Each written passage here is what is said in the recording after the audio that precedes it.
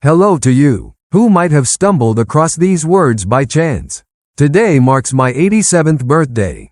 At this age, standing so close to the end, when my legs are tired, my eyes are dim, and my hands tremble, people often offer flowery wishes of health and longevity.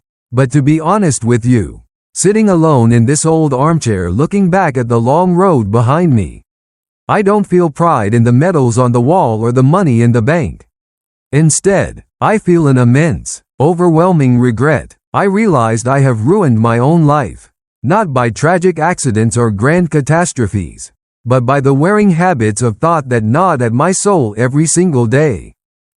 The first thing, and the sweetest poison that killed my youth, was waiting for the perfect moment. Through my roaring 20s, I told myself I needed to make a lot of money before I dared to travel. In my 30s, I told myself I needed a stable career before chasing my passion for writing. By 40, I waited for the kids to grow up, waited for debts to be paid before living for myself. I kept waiting, like a man standing at a bus stop waiting for a bus that never arrives. And the result? Now that I have the time and the money, these legs can no longer walk the path. The perfect moment is the world's sweetest lie. And I believed it, losing my life to procrastination. My second painful mistake was spending a lifetime living in the tight cage of what people think. I didn't wear the colorful shirt I liked. I didn't love the poor girl who made my heart race. And I abandoned the art I craved just because I feared neighbors' gossip. Feared family disappointment. I tried to mold myself to fit others' expectations, living like an actor on a stage that wasn't mine.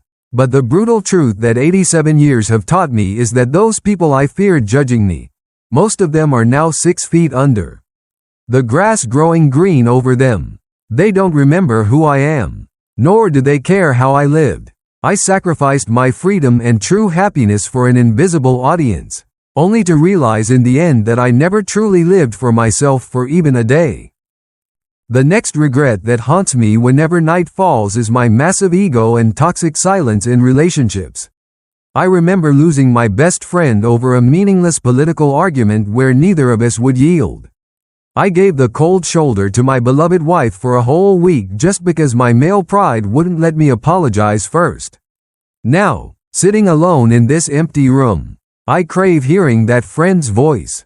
I crave arguing with my late wife. But all that remains is nothingness. Winning an argument means nothing when standing before eternal separation. The ego is the only thing we keep after those battles. But it is the coldest, loneliest possession one can have. And finally, I regret choosing safety over adventure. I chose a boringly stable job instead of risking a business.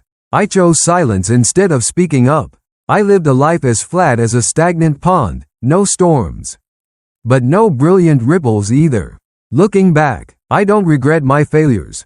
I agonize over the times I didn't dare to try. The pain of failure stings and then heals into a scar. But the pain of regret for things undone burns silently until your last breath. My dear young friends, I tell you these gut-wrenching truths not to complain, but to send a warning from the other side of the hill.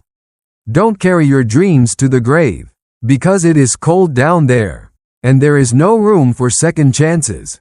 Make mistakes, stumble, let people laugh at you. But please, live your own life. Don't ration your smiles. Don't hold back your love.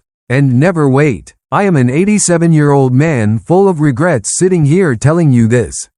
But you are different. You still have the asset I can no longer buy with all my fortune, time. Live brilliantly. So when you reach this age, you can close your eyes with a satisfied smile, not a bitter sigh like mine today.